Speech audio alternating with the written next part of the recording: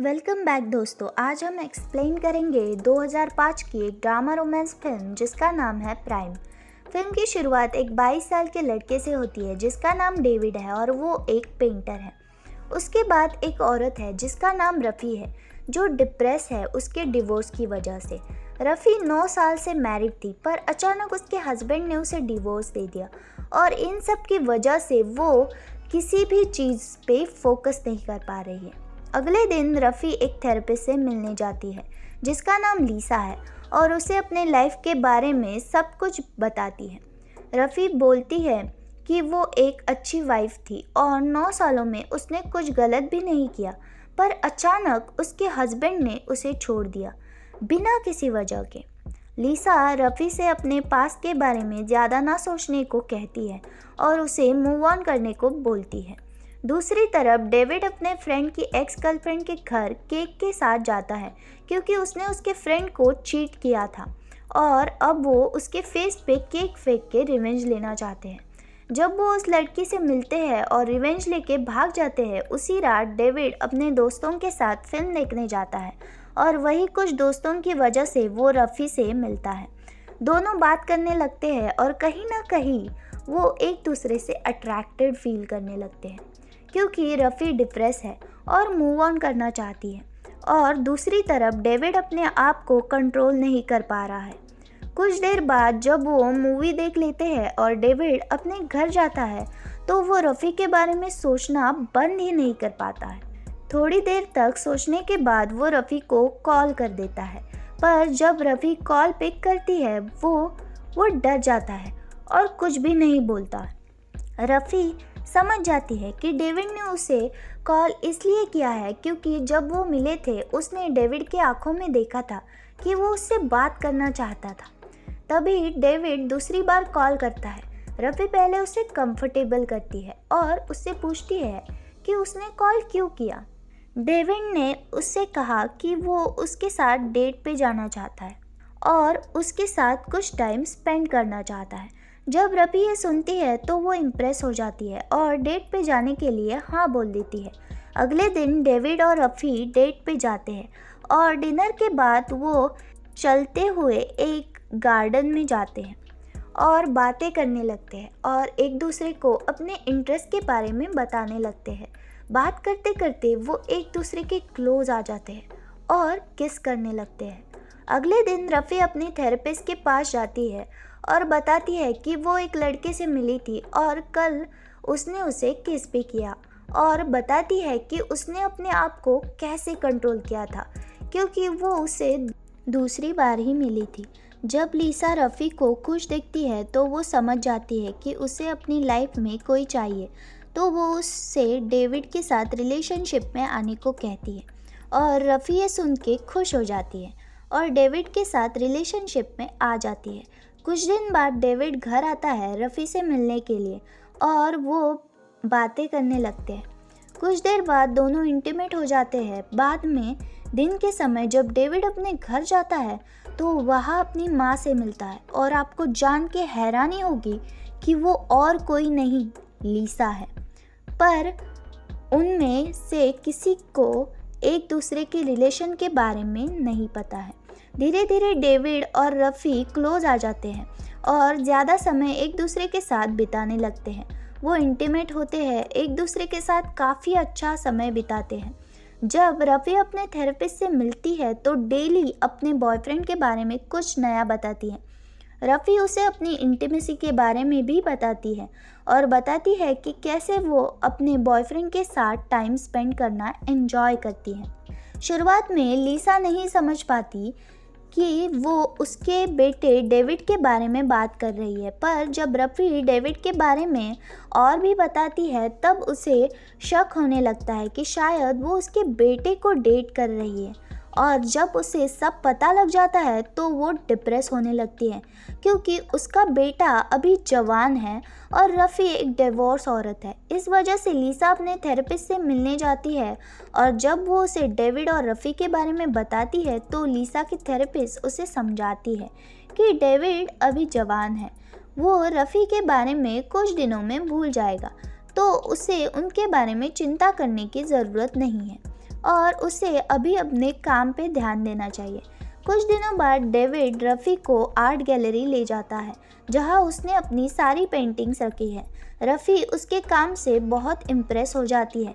उसके बाद वो डिनर करते हैं और कुछ समय बातें भी करते हैं। बात करते करते वो क्लोज आ जाते हैं और इंटीमेट हो जाते हैं। अगले दिन रफ़ी अपने थेरेपिस्ट से मिलने जाती है और अपने फैंटेसीज़ के बारे में बताती है। वो अपने फेवरेट फैंटेसी के बारे में बताती है और ये भी बताती है कि डेविड उसके साथ कैसे इंटीमेट होता है।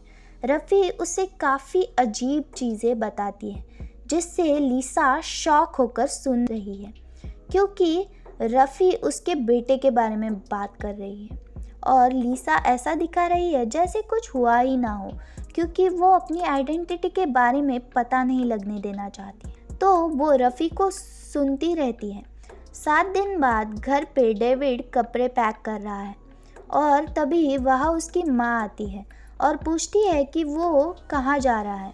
डेविड बोलता है कि वो अपने फ्रेंड्स के साथ ट्रिप पे जा रहा है। बाद में दिन के समय रफ़ी अपने थेरेपिस्ट से मिलती है और बताती है कि वो अपने थेरेपी सेशंस के लिए नहीं आ पाएगी क्योंकि वो अपने बॉयफ्रेंड के साथ ट्रिप पे जा रही है, और वो आगे कहती है कि वो उसे सब बताएगी जो भी वो ट्रिप पे करेंगे।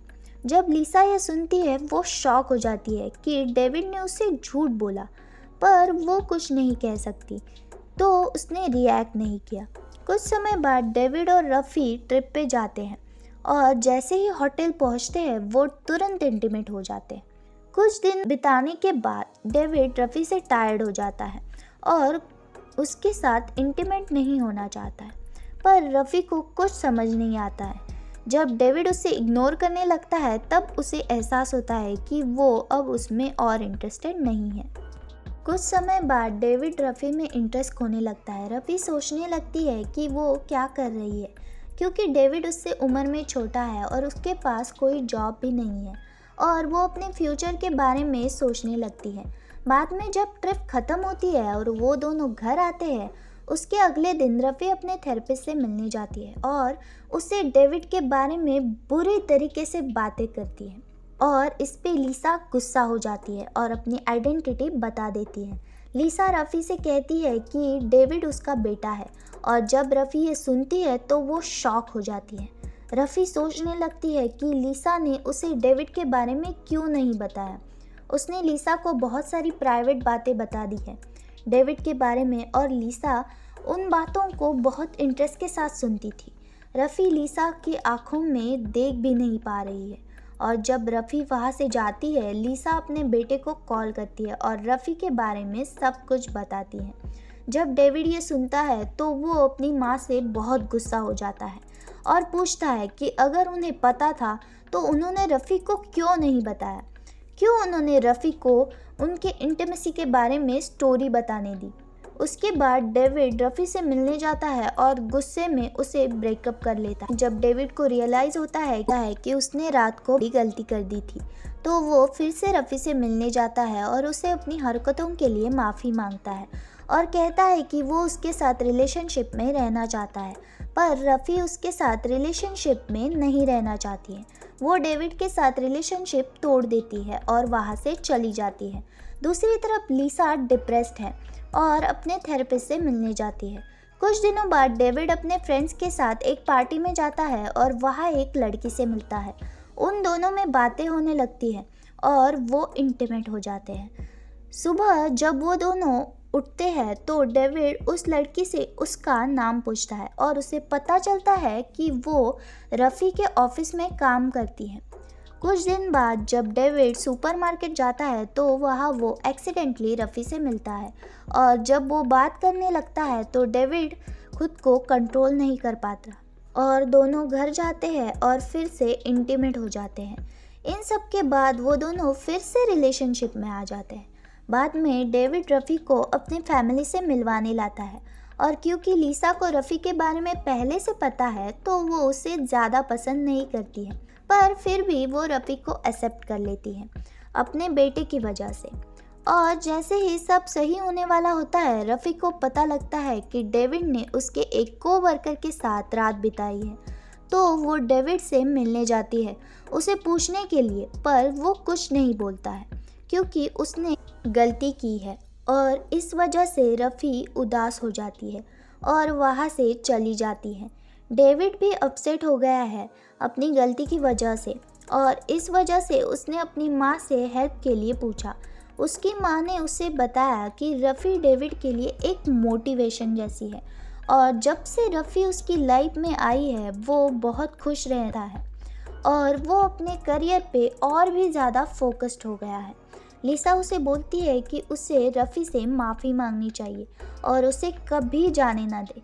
उसके बाद डेविड रफ़ी से माफ़ी मांगने के लिए मिलता है। रफ़ी ने अपने माइंड बना लिया है और अपने फ्यूचर पे ध्यान दे रही है। उसे पता लग गया है कि डेविड उससे बहुत छोटा है और ये रिलेशनशिप कभी नहीं चल सकती।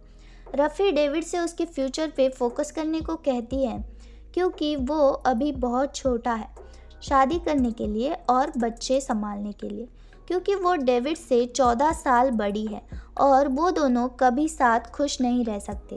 रफ़ी ने सब सोच लिया था और उसने डेविड के साथ ब्रेकअप कर लिया। डेविड कुछ नहीं कह पाता और वहाँ से चला जाता है।